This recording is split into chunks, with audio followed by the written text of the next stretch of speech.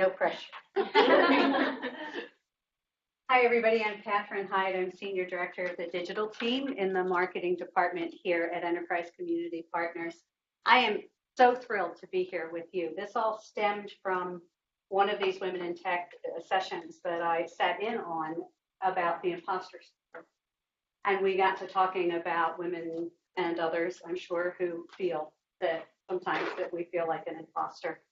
And I was so moved by the meeting that I wrote this long letter to all the women in tech. And Alicia was like, get up here and talk to us about being a woman in the workforce, because I've been in the workforce since 1976.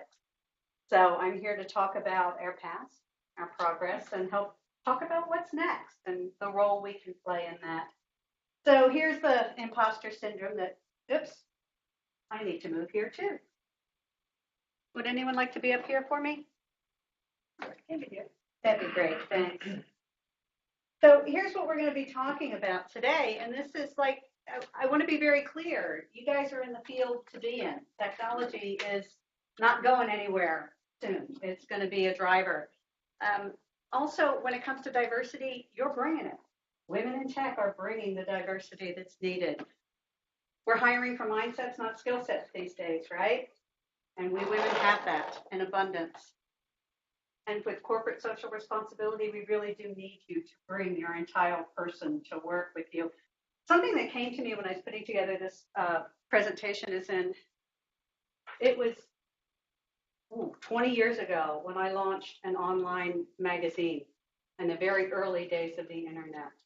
And it was pretty successful. It was called horizonmag.com, and it was named by Yahoo as one of the top 5 sites to watch. Al Gore actually wrote the first intro and welcome to it. It was in the early days of the internet.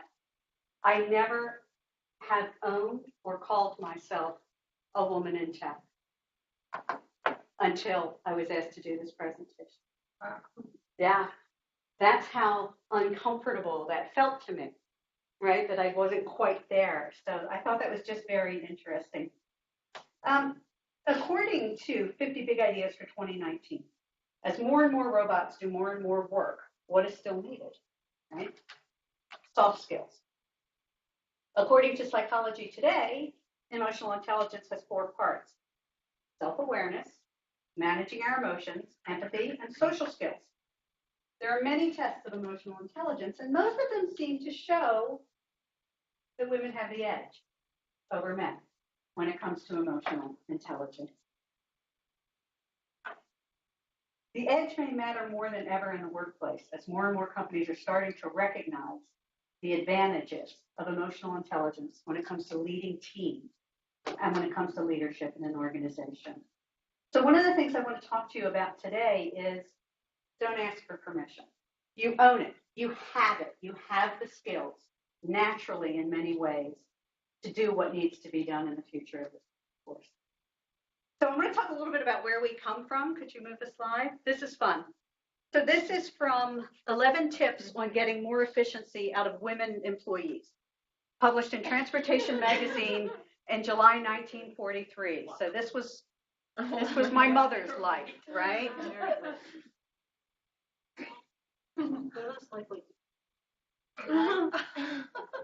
Yeah. They need to work.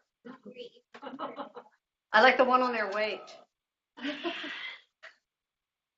Yeah. Wow. Isn't that fun? So this is where we're coming from, guys, right? You can take it to the next slide. And this is how we've been portrayed. Look at this. What messages did your parents receive about women, right? I love this one. Right? This one here, be somebody, doctors, lawyers, executives. They need secretaries, women. You can be somebody, right? A woman can open it? Exactly. She can open her own can of Heinz ketchup. Oh, train your wife. Oh yeah. So let's I mean, this is the messages my mom received and probably I received. Yeah, I received those. I'm old enough for that. I own it. What messages did you receive? You look like you want to say something. I mean, I received education on Plan B, like very possible, just in case my husband couldn't provide Education is your plan B. Your husband's going to provide, and if he can't, then you might have to leverage that pesky education you have. Mine's simple. My father, he said, do I want to get married or do I want to become a nun? Those are your options. I was going to say something to him, but my mother's like, no. The third option, but yeah, my parents were 16 years apart. My mother was very more modern for her time. She got her master's, went back to work. I was a latchkey kid, so. But my father was very much older and very. Yeah. Amanda tells a wonderful story of her father said, "You better learn to cook," right? Yeah. You need to learn to cook for your husband. Really do enough to get married. Like, I'll find a man who can cook. So. I did. That was a message from yeah. For a girl, you better know how to cook. Mm-hmm. Not for boys, but. Right. My husband does all the cooking. That was funny. Anybody else have a message? Other I was adopted. So I had probably every different version of growing up that you have. Uh-huh. She, one of 8 kids, she decided after she got her master's degree, she was going to live in Alaska because they needed public health. And in my mind, I think it was probably the only place that a woman could find a job like that was to go up to Alaska. But she did, single. She met my father there. He came from India.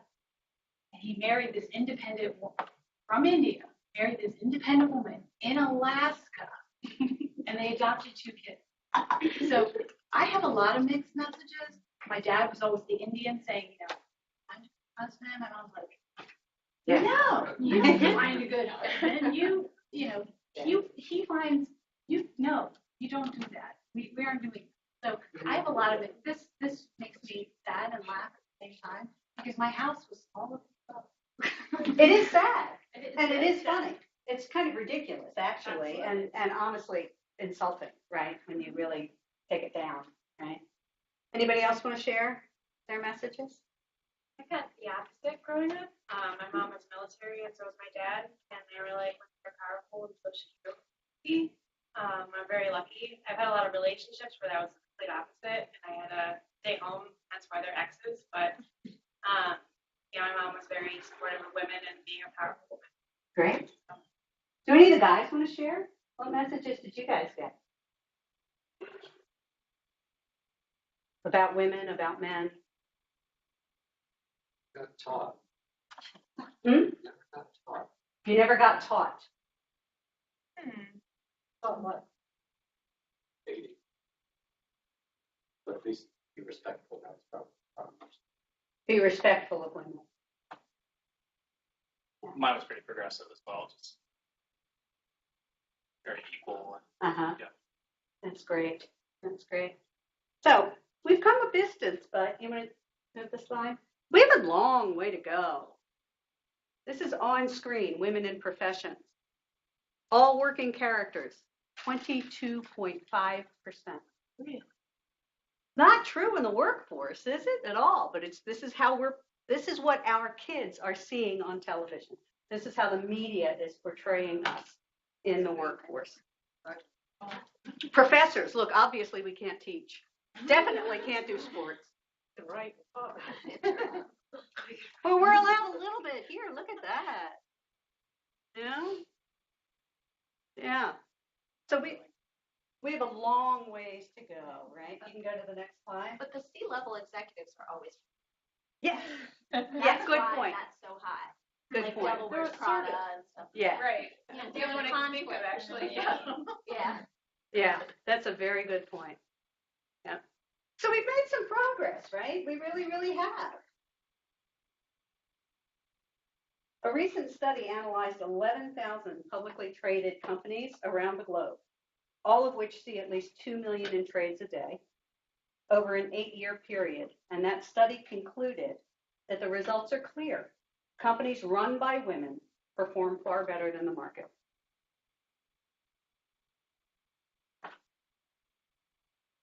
Are they paid far better than the market? No. Right, right. So, but this is really sobering, right? Oh, this one's my favorite. What triggered the crisis at Uber was my life in my 20s, right? It was normal. It was having to dodge overtures from guys was constant when I entered the workforce. When I read what was behind the whole crisis at Uber, I was like, are you freaking kidding me? He asked you out on a date and wouldn't stop? That's what it was? And you went to HR and they said, leave him alone, he's a high performer? Oh! Okay, so this is like, look at this. 40% of male graduates with STEM degrees work in STEM, 26% of female graduates do. 26% of Microsoft, 43% of Netflix, except in the tech jobs, right? But we're helping them thrive, yet they're not paying us, right? Back to the other slide. Yeah.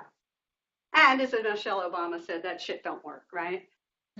Leaning in isn't enough. We really need, and I'm grateful to the men who are here because we really need your help dismantling a system that was put in place to serve and protect and promote men.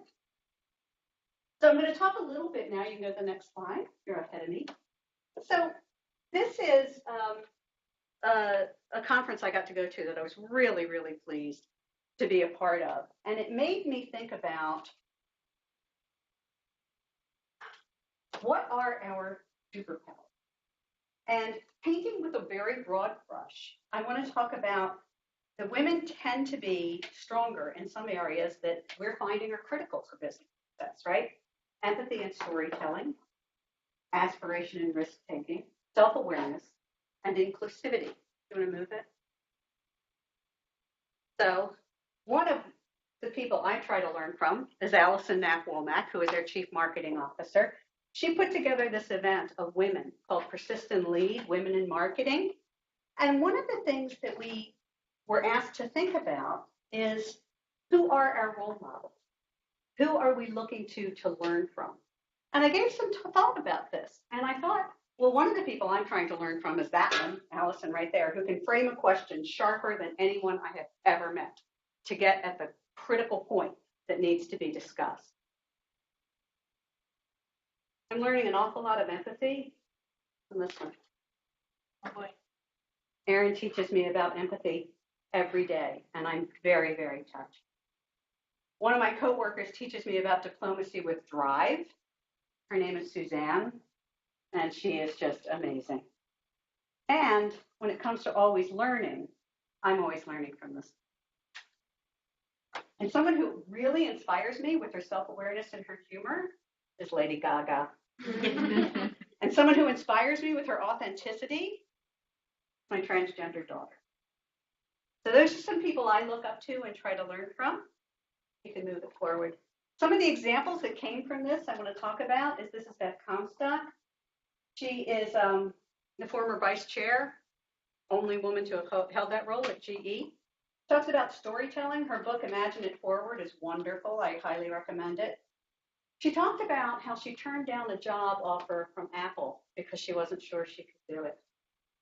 And she talked about that openly as a regret that she didn't have the self-confidence. And she owned it. And she owned it and moved on. And she became the vice chair of GE. One of the things she talked about was finding your own story, your personal story, your business story. Find it and tell it. Tell it until it's refined. Tell it until you own it. I just finished Michelle Obama's book, Becoming. The last thing she says at the very end of the book is your story is powerful and it needs to be heard. Own it and tell it. Speak. Speak until you're comfortable with your own voice. And there's some great, like The Moth, if you guys ever listen to that podcast, The Moth, it's a great storytelling podcast that'll get you some wonderful ideas and help you on your way. Next slide. So one of the things they talked about at this presentation was the Fearless Girl campaign. Is anyone familiar with that? That cute little kid who was standing down the bull on Wall Street. They had this beautiful statue put up there. And every little girl who walked anywhere near there or her mother wants that little girl's picture with the Fearless Girl here. The reason why I bring this up is this was put out by State Street Capital. When they put it out, they were trying to encourage the funds under their management to make sure they had women in leadership. And they're trying to call these guys out, saying you don't have enough women, or you set a goal for this many women on your board and you're not there yet. And when they did it, they had gender inequality in State Street Capital. And of course, the first thing the press did was dig into that and expose it. But one of the things they were proud of is that they were willing to go out, stick their neck out, and have this conversation, even when their home wasn't completely in order yet. Because their home isn't going to get in order for a couple of years, and the conversation still has to. And that's bravery.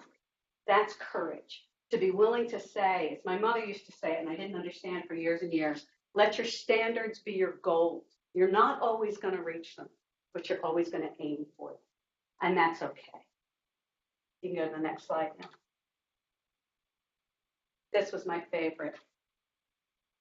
Dara. Dara's a Nigerian woman who went to boarding school in England, came over to the United States to study. I think she was at Harvard. Then she went to business school at Stanford.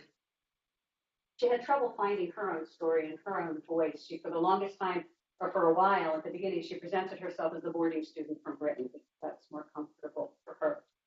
And then she came to embrace her Nigerian roots, and she began to present herself as the Nigerian. The tech boom was happening. She hauled out to Stanford to get her MBA. She got an internship. She desperately wanted a job with the company. And she was working on it. She had this great idea. She sold it to her supervisor at work. He said he's going to put it out there, but we're not going to tell anybody about it to the very end of your tenure, and then it's going to launch you into a position here.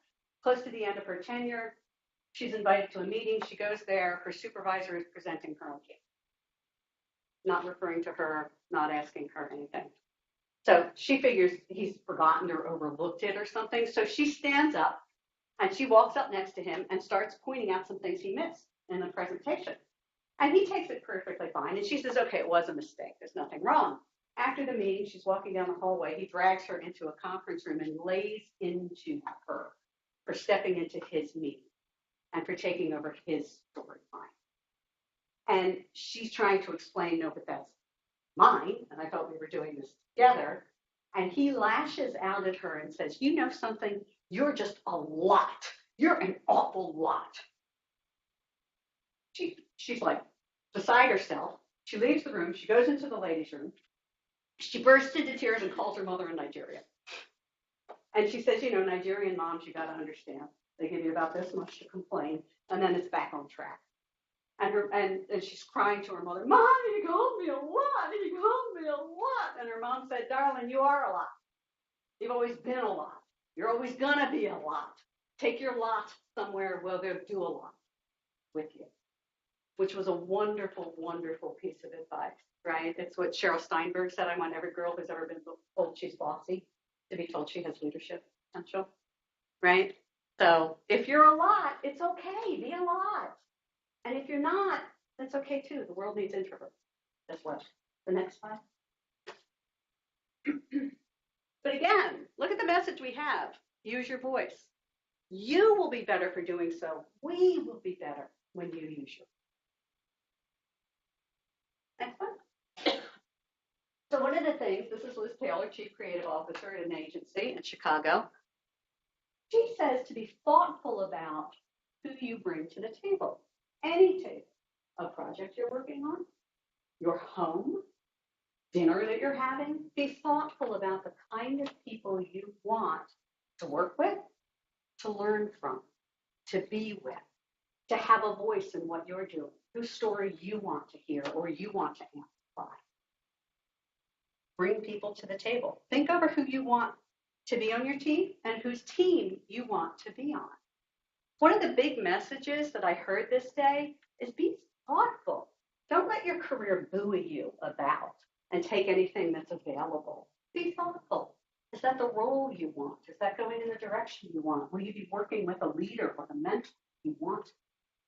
Give that some thought and respect yourself for that. And finally, next slide.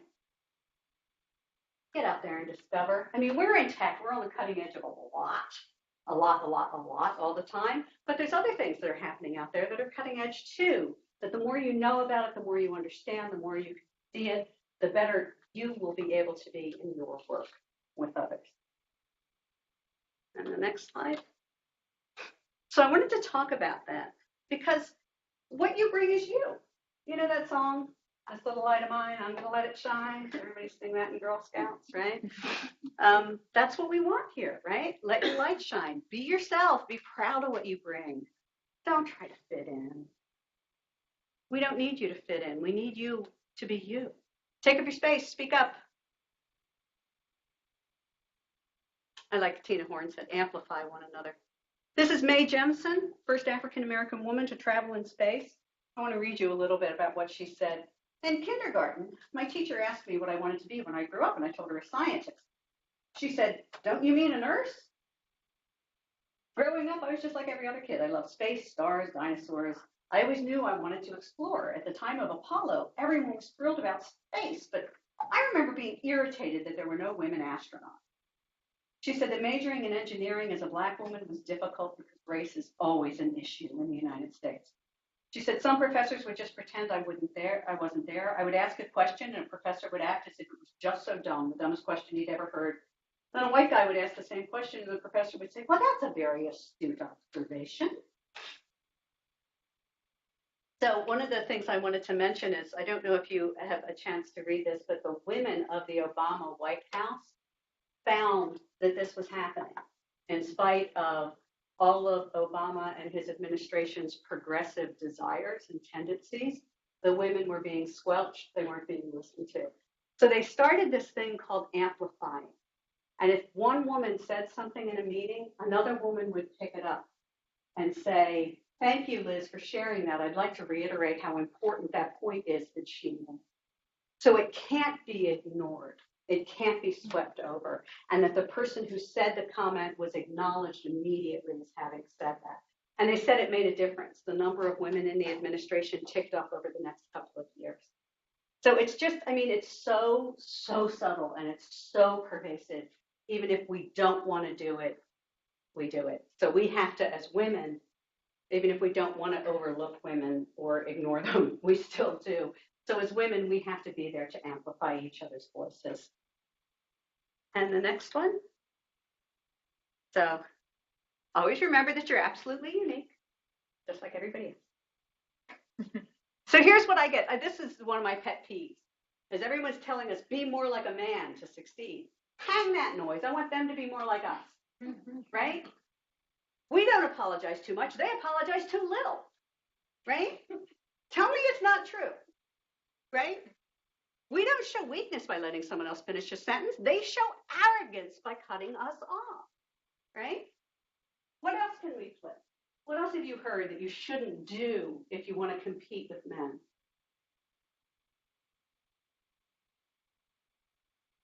More money than them. Okay. Be emotional. Yes, right. We're not too emotional. They're not emotional enough. Show me your feelings. Show me those soft skills. Absolutely. Have passion, right? All of those things. Don't let them, and they will. That's I heard at this conference I went to, there was a guy there who said, "The women apologize too much." And I pulled them aside and I say, "Don't apologize like that." Or they'll say to them, "What are you apologizing for?" in front of everyone. So they call them out, intimidate them, and bully them right there on the spot in an effort to make them more successful at work. Were you? Okay? Flip the narrative. Don't let them own the conversation. So what's next? Let's talk. What surprised you about what I said? What didn't? What have you known all along? You were just waiting for someone to say out loud.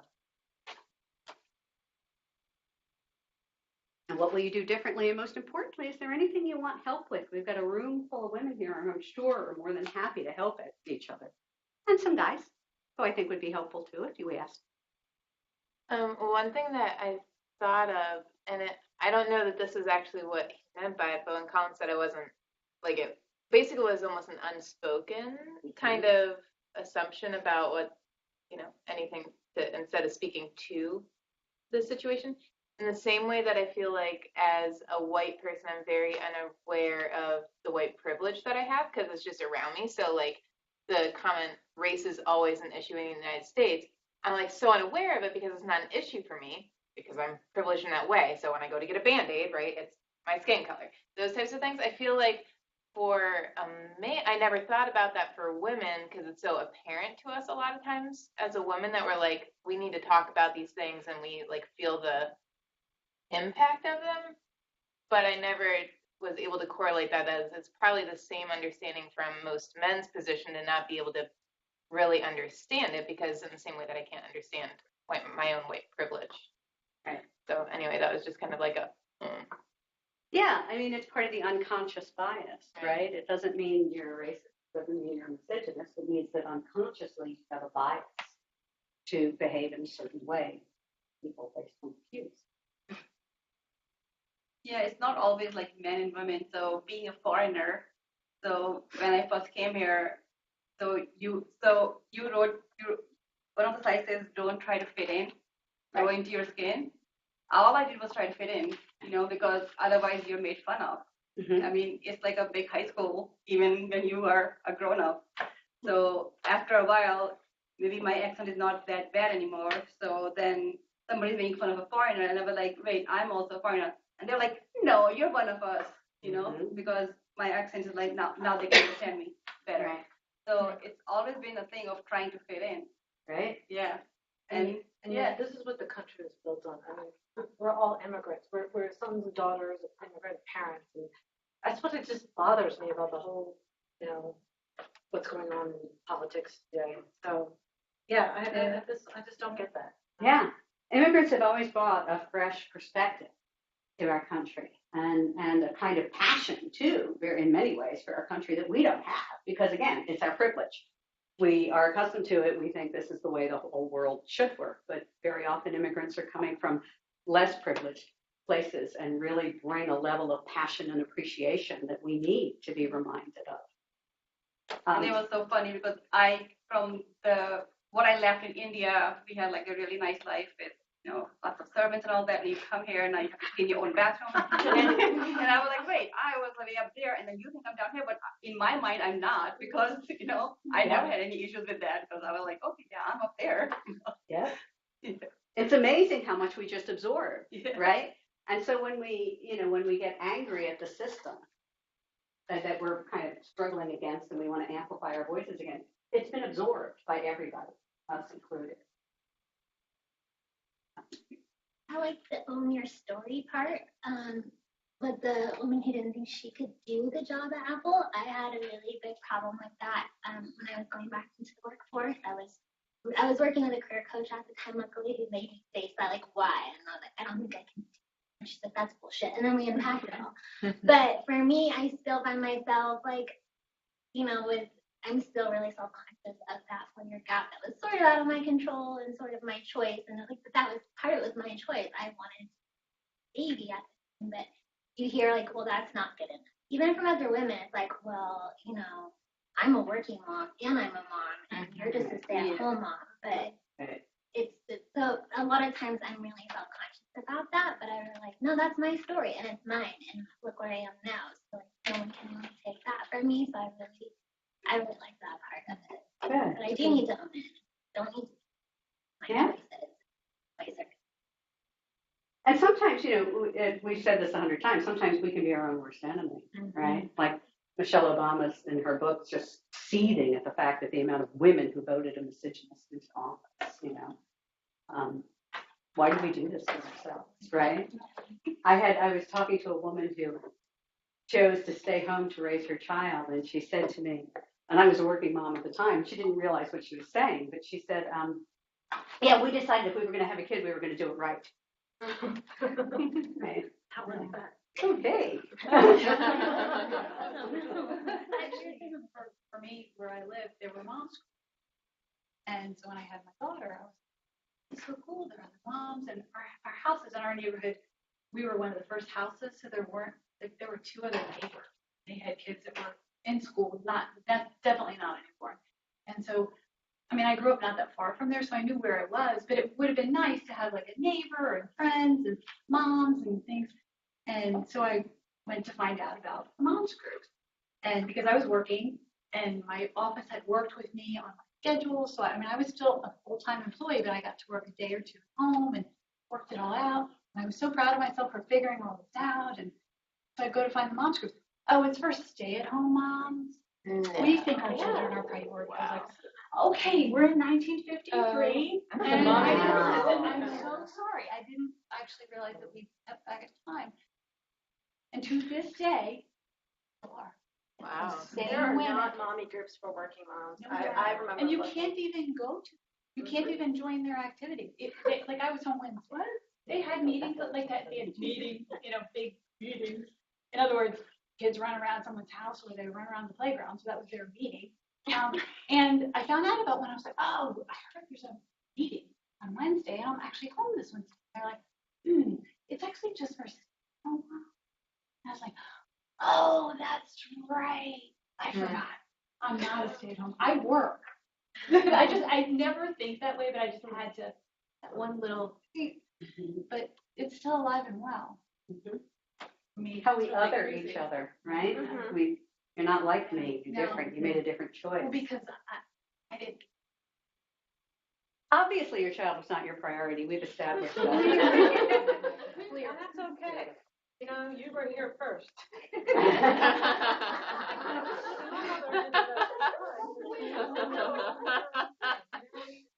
Took care of herself. I mean, she survived. I mean, she made it this far. My daughter's still okay, and we have a son now too. So I mean, we all made it through, but so it's. Oh, give them time. They'll be in front of the Oh no, I'm shrink sure and they're everything. screwed up by now. I'm sure you didn't take it. But part of what you do and part of what the stay-at-home moms do is feeding into those children's expectations of what is normal and what is right? And those kids are still friends, but their moms were in that moms group, moms club. It even was called moms. So they were in their club, and they were all still friends. And my children are friends with them, but it's different. It's a totally different dynamic. Yeah. Which is sad. But it shouldn't have anything to do with it. It is sad when women keep you down, Right. Yes. right? Yeah. Like my first job out of business school, I went to Miami and I worked in a Latin American company there. Whereas one of the few women, and I was really gringa and marketing manager there. And I remember the board members from Chile all came in and very formal and buttoned up. And I'm like, Enrique, like talking to the chairman of his first name, and like I was scolded by another woman for calling him by his first name, while like my colleague, who was another marketing manager, a guy, was like calling him, of course, by his first name. And like, Right. it was the strangest thing to be like scolded like that. Yeah. Backing off of that, I think when I was younger, I had a really hard time getting along with women. And so learning how to support other women as an adult and have friendships that have a supportive system has been very foreign and new to me, because growing up it wasn't like that. It was very much exile or whatever it was, in high school or in college. So like things like this and being a part of a group that want to support other women professionally has always been something that I'm looking forward to, but there's not a lot of Right. that I feel like you can be open and honest with people in that space. And it's really important that we go out of our way to create this and to participate and show up and share our story. Last week I was in a meeting that a lot of strategy, and one of the owners of the company said, well, Tiffany, who's a more junior person on my team, she doesn't need to be in these meetings, does she? And I said, no, but she's going to be. And she didn't have anything to contribute with that, because she was just taking it all in, taking great notes and learning. Mm-hmm. So there aren't a lot of women, really senior women in my company. Mm-hmm. And, I'd like to think that if I could at least present that opportunity and give someone else the chance to progress So that's in our direction. You bring up a great point. Each one of us could probably think, is there a woman I know who could use exposure, who could benefit from being in that meeting, whether or not she has anything to give? She's got a lot to get, and the more we give her now, the more she'll have to give in a few years. Right? And I want to bring up a point that I talked to one of my colleagues today. Just coincidentally, we started talking about it. It's like, oh, I wish you could come today to the meeting. So we talked about that when I just started getting into the career or into the workspace, what the message that was sent to me that if you want promotion or if you want to go higher, you can't be feminine. And I don't know if you ladies or gentlemen would agree, but what I saw, and I worked in a telecommunications company, so I'm not sure what that correlates to, but everyone on top was man, and if there was one woman on top, she was very, very masculine. There was never a skirt or heels or makeup on, and I started noticing in myself that I would not put makeup on, and even though I love wearing heels and skirts, like I tried to lower down that aspect of me because I wanted to be considered or taken seriously, and that was the message that was sent. And after that, I kind of realized and started to try to own my own story and just try to be me. And I'm glad that this company really supports that, and we have so many amazing women on top of so many different levels. In skirts too. And, Sometimes a dress. but it was really, really interesting to me that this first years and the message that was sent to me as a very young girl that that's the only way to reach not the top, but like be promoted and be all that. Be taken seriously. Right. Yeah. But you know, the moment though that you, like, let's say if you stand up for something or you are assertive, you're seen as aggressive. Yes. And that. So I you was can be a actually man told of the- multiple times that I am too forward and too aggressive. And maybe that comes from my culture too, where we're a little bit more straightforward. But yeah, so if I try to stand up and speak up, I was told that I'm too aggressive. But if I try to lower it down, then I'm too feminine and I'm not taken seriously. So I don't know. It was very different, and maybe it's just the culture of those companies that I worked in. But that was fantastic. Yeah, I was told I wasn't nice enough. You're not nice enough. I was told I'm too nice. You're too nice. Yeah. Tried to apply Would for you- a position one time, and I was told that I was too good at the job that I did. Oh, so they When wouldn't you were let you have interviewing? another one? They didn't want me to move into the other position. Right. Yeah, I thought they were perfect. Wow, that's time to go, right? Yeah, Someone does that to you? I did. Yeah. So just asking the guys, have you ever been told you were too nice? Nice guys finish last. That's We're talking in the workforce. work. We'll keep it in the workforce. This is my first actual.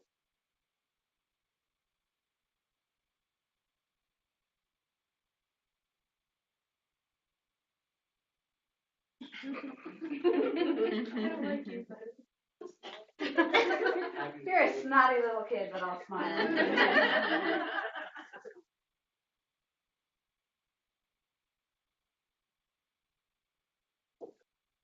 They ever told you weren't nice enough?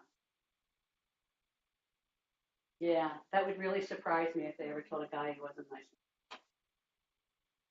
I told my Marine boss though. enough. He was president of the company, and he was saying I wasn't going to come back from maternity leave. We went toe to toe. I married a guy who did a tour in the Marine. We go toe to toe a lot. So what do you want to do differently? Anything? I have a random question. I don't know if anyone's experienced something quite like this, but so I've been in a lot of more meetings with our executive team and leadership, and a lot of times I'm either the one presenting a new idea or I'm on a similar level or something like that, and almost every time more recently it's been, oh, Jamie, can you take the notes? Oh, and yeah. I'm the only female in the room, and so I've like tried to handle it certain different couple The different coffee, ways. the coffee chores, they're called. Can you Yeah. get me the coffee? Yeah. Yeah, and I'm always like, oh, I'm Yeah. happy to help, but then I'm like, well, am I doing myself a service? Yes, by you are. being, Like, Yes, you are. but then Yeah. it's like, yeah, so it's like, So, how do you? you know figure what? Out, like, no. You know what? I was more than happy to take notes last time. Yeah. Chuck, could you do it for us this week? Just go ahead and ask. A guy did it to you. Hey, would you take the notes? Go ahead and give it right back. Hey, why don't you take the notes? Yeah, like why would I take?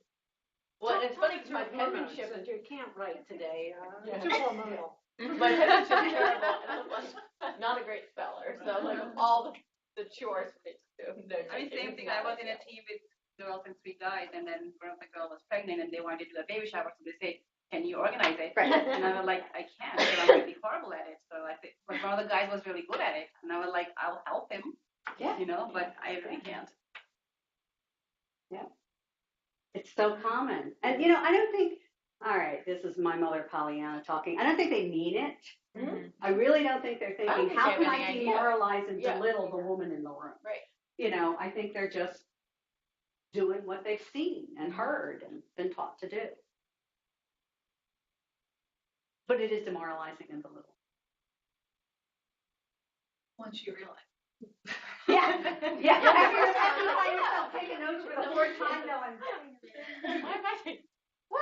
It takes me more than once. I'm like, hey, a second. Because It does, because it's as normal to us as it is to them. your mind healthy. Like, yeah, Right. sure, no problem. You know, because you're thinking next week. Keep it. So how many times have you done this? I mean, what yeah. I think 2 or 3. And then I'm also the more junior, so I think if anything, they might be like, well, you know, we all have to know they did not. I know that they did. You know what? Just forget your pen next. Yeah. Come in late. In both.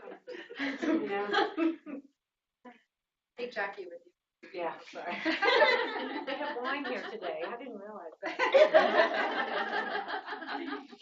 Maybe you need to have a glass of wine before you go to work. No. I'll tell you what I really think. The last name is Frank. For nothing.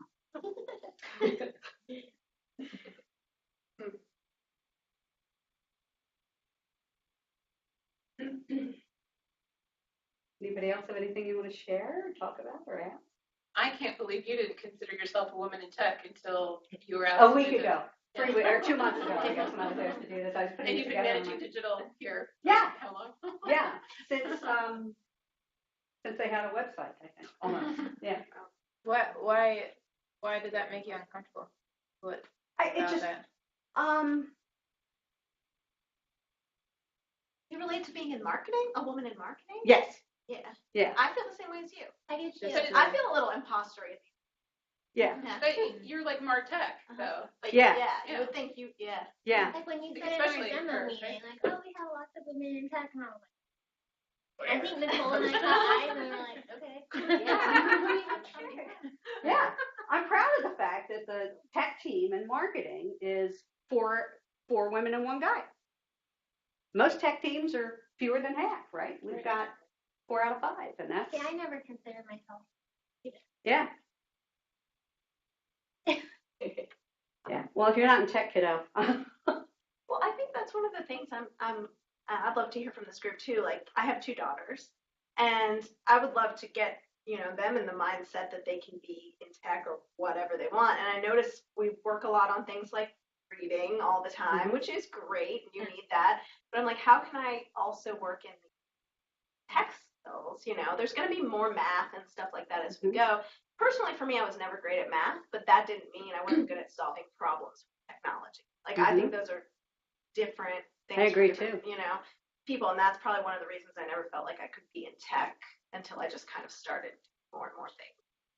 Well, you have to think of the STEM as they're all different, right? Yeah. T is tech, and M is math, and they don't have to, not all tech people are engineers, right? How old are your daughters? 6 and 2. Yeah, I have a 12-year-old, and I found that as she got older, there were just more opportunities. And Yeah. her school has a lot of STEM stuff, like once you get to that 4th grade. So, and she has tech classes and Lots of, like, science-y shows. Yeah. Like Jack. Yeah, we He have watched loves lots of science and, like, getting fun stuff, and he'll even, like, stuff, so. There's still messages, though. Like, Oh, even it's though there are pervasive. opportunities for our girls, Totally but my pervasive. 17-year-old girl is like applying to colleges now. She wants to major in some STEM field, but she didn't realize that, up until about a year ago, that's like what she's best in and what she should go into. But she's always had sort of these like sort of subtle messages that she's good in humanities and she should, she's a girl, she should kind of go that way. It's sort of like a subtle kind of Right. cultural You don't want to be a message that scientist, way. you want to Yeah, be a nurse. right. And now Yeah. she's kind of flipped. Yeah. One of the things they say, I know your kid is studying Chinese, right? So one of the things they say that all kids need is a second language. They need a programming language, not just a second verbal language. So that's something to think about. Yeah. Also changing the mindset from how to solve problems with technology is that idea to it. Because I like public administration, my master's degree, and like how can I help more people? And technology was the answer. So try to change that mindset that technology can solve problems rather than going forward and saying I'm going to do technology. Period. I think there's a lot of. Well, and I think in the future, technology is going to be rampant, whatever field you go in. Like we have this conversation with the digital team. It's, why do we call ourselves a digital team? We're not the only people who do digital marketing. Everybody in marketing is doing something digital, right? In my house had the opposite problem. I'm an engineer, my husband's an engineer, and we were pushing our kids. And at one point, I had to let them do what they wanted to do. So I'm going to be a dancer. My older one's doing studies, my younger one is doing music. There you go. And she said, Mom, everything has technology for it. Right? Yeah.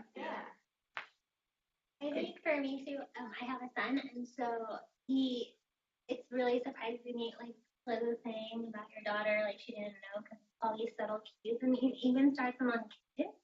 Like my son started saying, well, that's for girls, and that's a boy color, that's a girl color. We had to shut that shit down really quickly. There's never been that. I mean, missed it. And I'm like, Jack, what's your favorite color? Pink. There you go. And he's very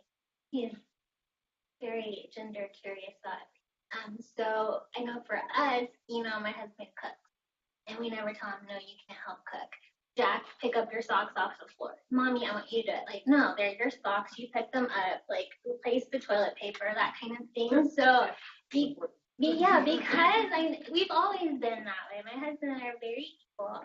He probably does more housework, but once he started school, I started seeing all those influences even among 3 and 4 year olds, and it really like I talk to Kat about this all the time, but like, how can I protect that so that he doesn't grow up with those?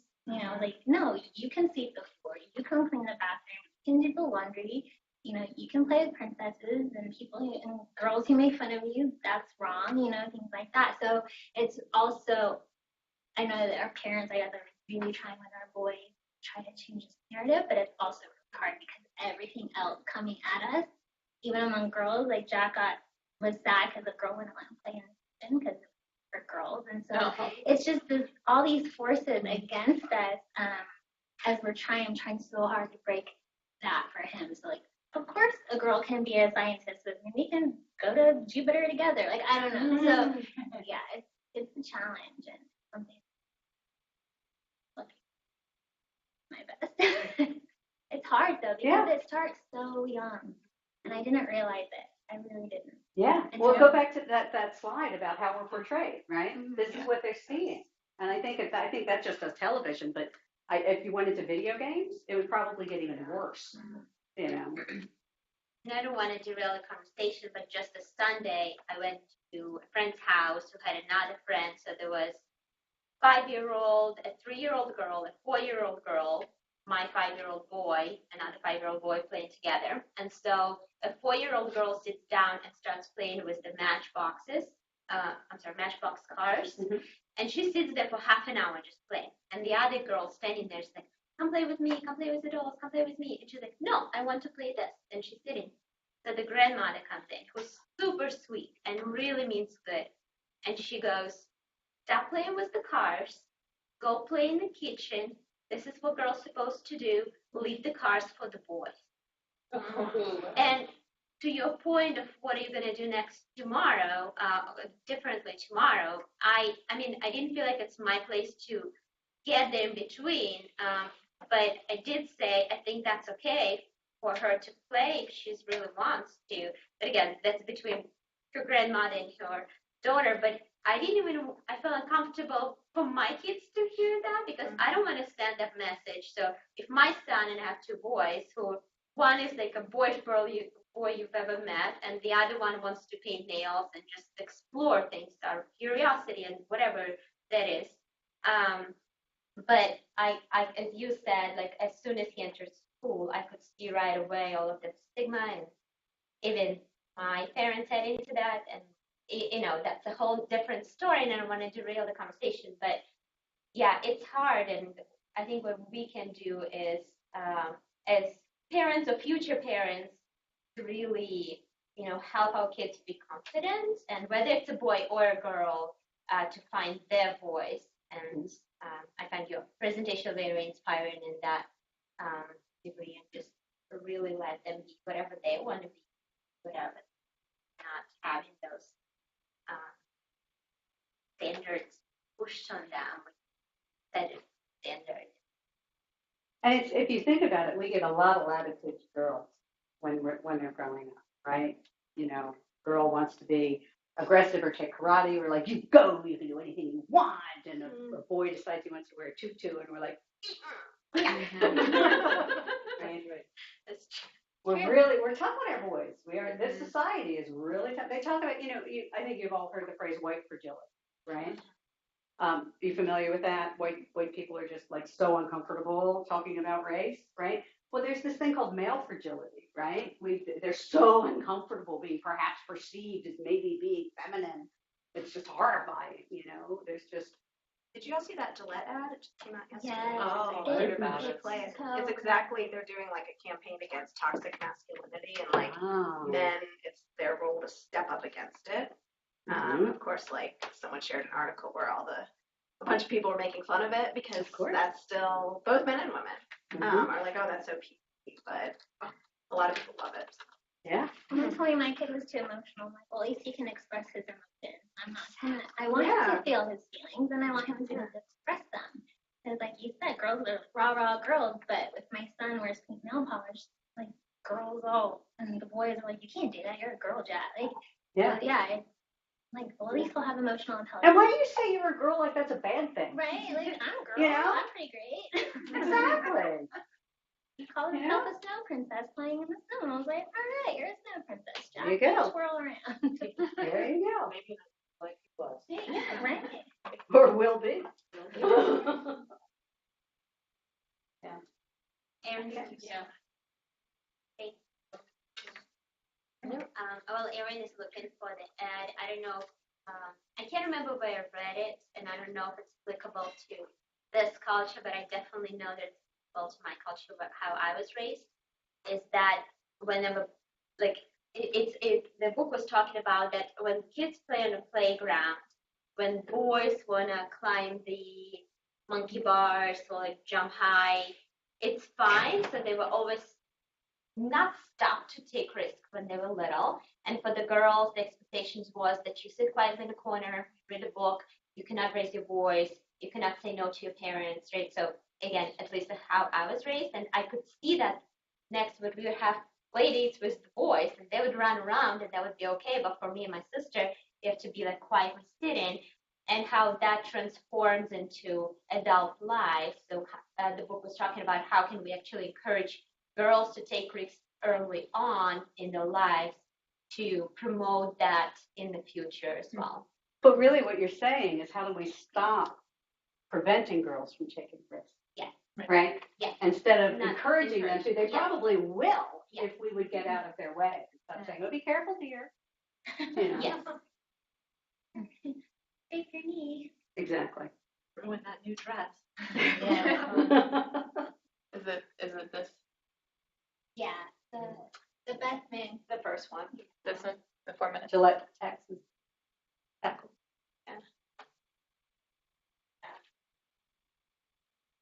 That's all right. We can tolerate it. I don't know how to do it. I think it's on the. Wait, is this it or is it an ad? Yeah.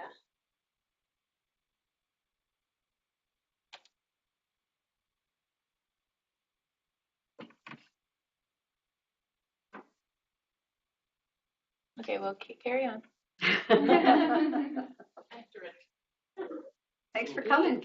Thanks, Catherine. That was great. I don't know how to make this go.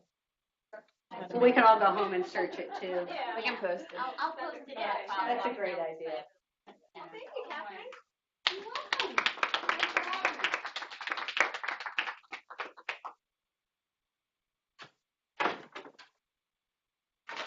Catherine, that made me think I bought my daughter a Barbie doll.